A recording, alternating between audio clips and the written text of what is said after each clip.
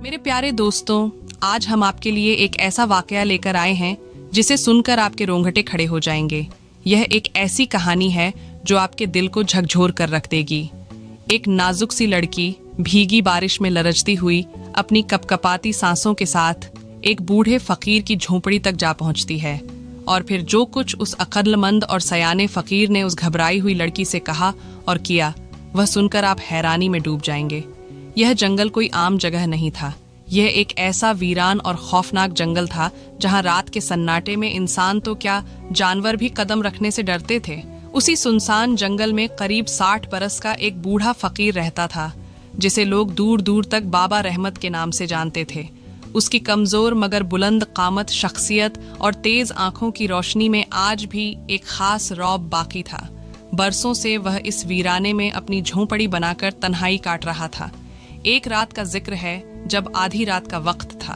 जंगल की हवा डरी हुई सी शोर मचा रही थी, बादल गुस्से से गरज रहे थे, बिजली आसमान को चीर रही थी और बारिश ने हर दरख्त को हिलाकर रख दिया था।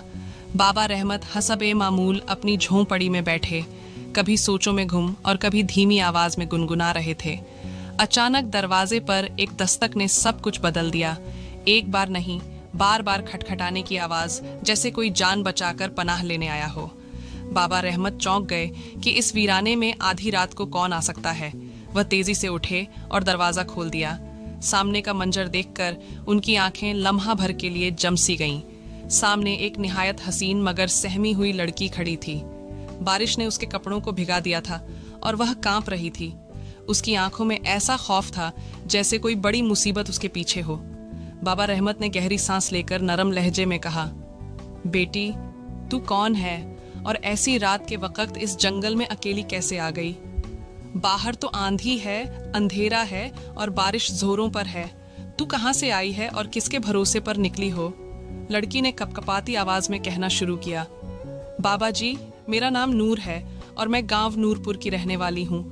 वहाँ के कुछ जालिम लोग मेरे पीछे पड़ गए हैं। मेरी इज्जत पर उनकी बुरी नज़र है। वह मुझे नुकसान पहुँचाना चाहते हैं। मैंने किसी तरह अपनी जान बचाई और सीधा भागकर आपकी झोंपड़ी तक पहुँच गई हूँ। बाबा रहमत की आंखों में सोच की लकीरें उभर आईं, लेकिन उन्होंने मजीद कुछ पूछे बगैर दरवाज़ा ज़रा और खोल दिया और कहा, बेटी, डरने की ज़रूरत नहीं, अंदर आ जाओ। यहाँ तुझे कोई तकलीफ नहीं पहुँचा सकता। लड़की जैसे तैसे हिम्मत करके झोंपड़ी में दाखिल हुई। उसके भीगे कपड़े बदन से लिपटे हुए थे, चेहरे पर थकन और खौफ नुमायां था। बाबा रहमत ने उसे ओढ़ने के लिए एक पुराना कपड़ा लाकर दिया और कहा, बैठ जाओ, घबराहट छोड़ो, अब पूरी बात बताओ कि मामला आखिर क्या है। लड़की ने थरथराते लहजे में कहा, बाबा जी, मैं नूरपुर के मशहूर फरीद मोची की बेटी हूँ। कुछ दिन पहले मेरे वालिदैन इस दुनिया से रुखसत हो गए। उनके जाने के बाद जैसे गांव के चंद मर्दों का रवैया बदल गया। पहले वह अजीब नजरें डालते थे, फिर इशारे करने लगे और अब तो वह खुलकर मुझे धमकाने लगे कि अगर हमारे साथ न चली तो नुकसान उठाना पड़ेगा। वह मेरी कमजोरी को एक आसान शिकार समझने लगे हैं।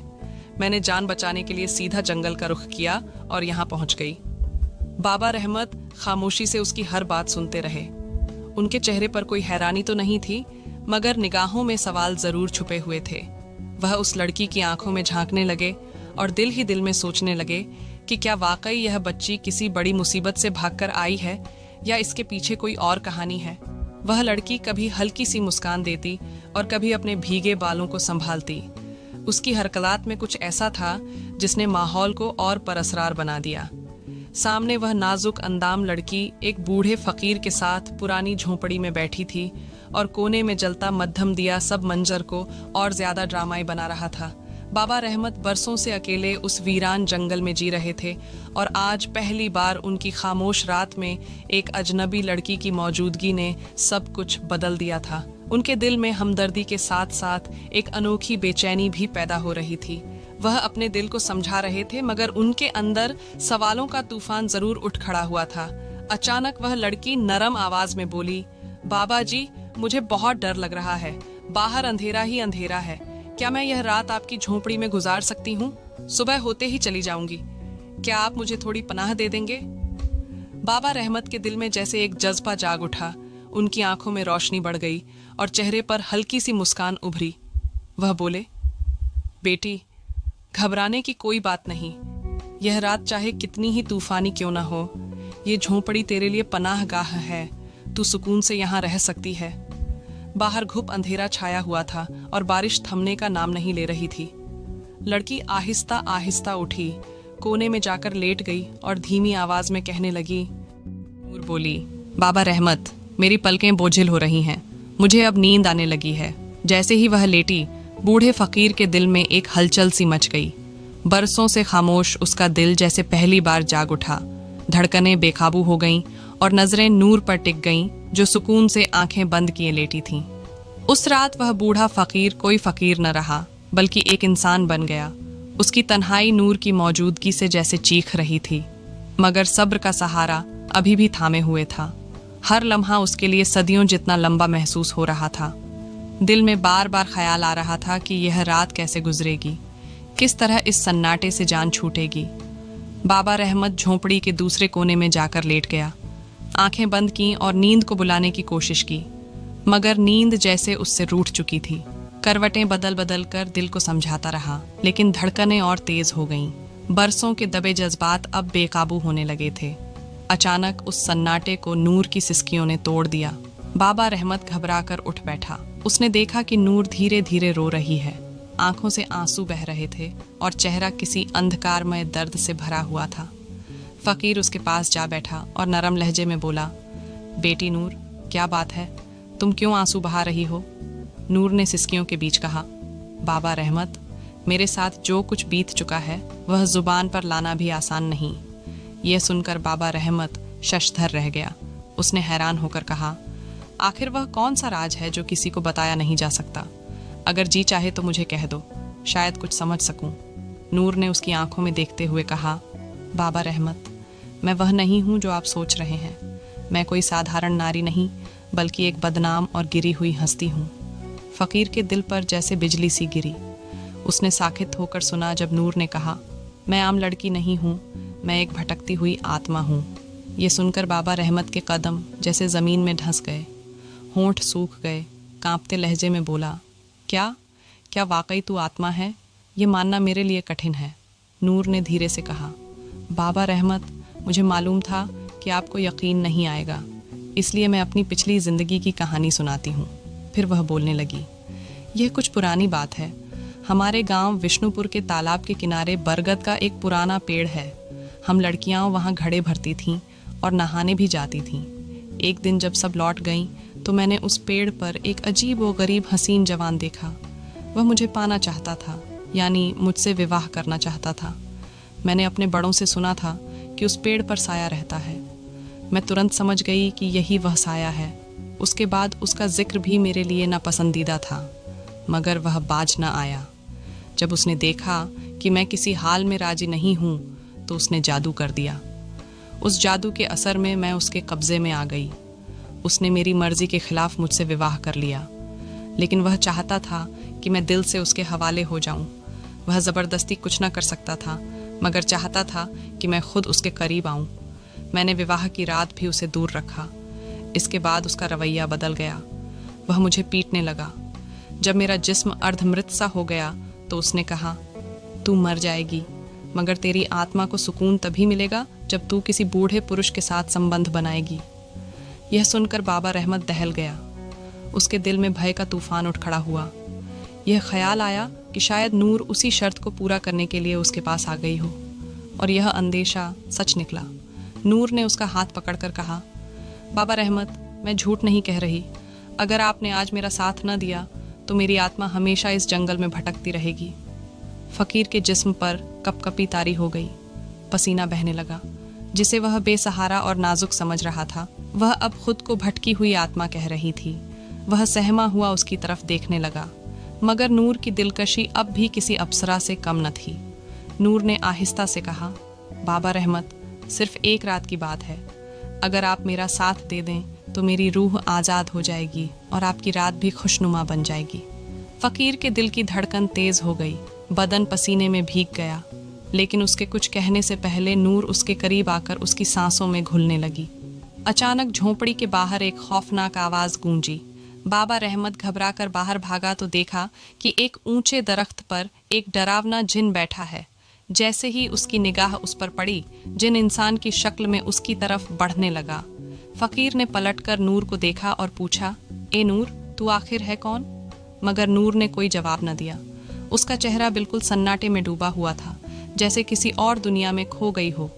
अब वह जिन करीब आ गया, उसकी आंखें दहकते अंगारों की तरह थीं। बाबा रहमत ने कांपते होठों से कहा, तू कौन है? जिन गरज कर बोला, मैं वही हूँ जिसने नूर को तेरे पास भेजा है।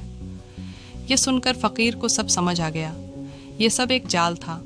वह जिन नूर को अपनी कैद में रखकर उसके जरिए बाबा रहमत को बहका रहा था। फकीर ने गुस्से से कहा, तेरा यह काला जादू मुझ पर कारगर नहीं होगा। क्या समझा था तू? एक हसीन लड़की भेजकर मुझे गुमराह कर देगा? जिन हंसकर बोला, भटक तो तू पहले ही गया था। अगर यह नूर अपने आप को आत्मा न कहती तो तू कब का अपने जज्बात में बह चुका होता। फकीर ने नदमत से नूर की तरफ देखा। वह सर झुकाए बैठी थी। उसकी आंखों में शर्मिंदगी के आंसू तैर रहे थे। वह सोच रही थी कि उससे कितना बड़ा गुनाह होने वाली थी। जिन ने दहाड़ कर कहा, अब तू मेरे जाल में आ ही गया है बूढ़े फकीर। बूढ़े फकीर ने आंखें मूंद लीं और दिल ही दिल में सोचा, मैं आखिर इस मुसीबत से छुटकारा कैसे पाऊं। फिर उसने आंखें खोलीं और नूर की तरफ देखकर बोला, अपने दिल पर हाथ रख और सोच, तू ये क्या करने जा रही थी? मैंने उम्र भर किसी औरत के साथ कोई गलती नहीं की।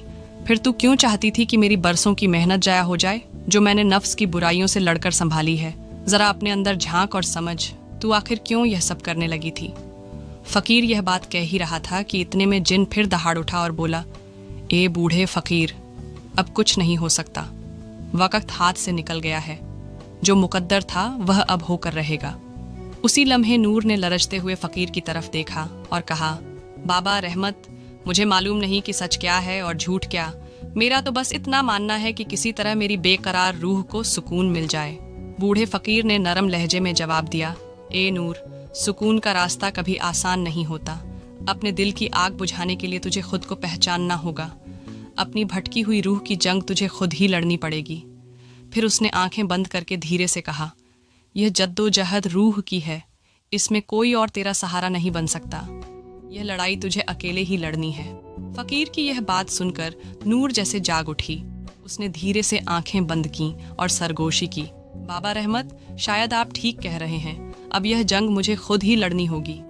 फिर उसने आंखें खोलते ही उस खौफनाक जिन की तरफ देखा और गरजदार आवाज में कहा, हाँ, मैं तैयार हूँ। नूर आगे बढ़ी। उसके चेहरे पर अब डर नहीं था, बल्कि हौसले और जुर्रत की रोशनी चमक रही थी। उसने हाथ बढ़ाकर उस होलनाक जिन को काबू करने की कोशिश की। जिन ने रोका, मगर तब तक बहुत देर हो चुकी थी। जैसे ही नूर का हाथ उसके हाथ से टकराया, आसमान पर एक जबरदस्त तूफान बरपा हो गया। हवा की शिद्दत इतनी बढ़ गई कि सारा जंगल लरजने लगा। जिन आसमान में चीखता हुआ उड़ने लगा। वह जान बचाने की तगो-दो करता रहा, मगर अब सब खत्म हो चुका था। नूर के वजूद में वह ताकत जाग उठी थी जो भटकी हुई रूह को रहाई दिलाने वाली थी। अब नूर किसी की मोहताज न रही थी। वह अपनी कव्वत से उस जिन का खात्मा करने निकली थी। जिन तड़प रहा था, चिल्ला रहा था, लेकिन नूर की आंखों में अब सिर्फ बदले की आग और सुकून का अज़्म दिखाई देता था। नूर ने अपनी पूरी ताकत लगाकर उस जिन को जकड़ लिया और एक आखिरी झटके से उसकी रूह को चीर डाला। उसी पल वह जिन फजा में भड़क कर राख हो गया। जब तूफान थमा और झोंपड़ी के अंदर की मध्यम रोशनी वापस आई, तो नूर ने आंखें खोली। उसने देखा कि बूढ़ा फकीर उसके सामने खड़ा है। उसके चेहरे पर गुस्सा नहीं था, बल्कि सुकून भरी मुस्कुराहट थी। नूर ने शर्मिंदा होकर सर झुका लिया और कहा, बाबा रहमत, मुझसे बहुत बड़ी गलती होने वाली थी। आपने मुझे उस जिन के धोखे से बचा लिया। मैं दिल से आपकी ममनून हूँ। फकीर ने सादगी से मुस्कुराकर कहा, यह मेरा फ़र्ज़ था। भटके को रास्ता दिखाना ही असल खिदमत है। अब तू आज़ाद है, जहाँ चाहे जा सकती है। नूर झोंपड़ी से बाहर निकली। अब उसकी चाल में लर्जाहट नहीं थी, बल्कि आज़ादी की ठंडी हवा थी। वह जंगल के उस रास्ते पर चल पड़ी जहाँ से कोई भटकी हुई रूह कभी वापस नहीं आती। दोस्तों, इस कहानी से हमें यह सबक मिलता है कि इंसान की असल लड़ाई दूसरों से नहीं, बल्कि अपने अंदर के खौफ और कमजोरियों से होती है। अगर हम अपने दिल पर काबू रखना सीख लें तो कोई भी शैतान, कोई भी जाल हमें बहका नहीं सकता।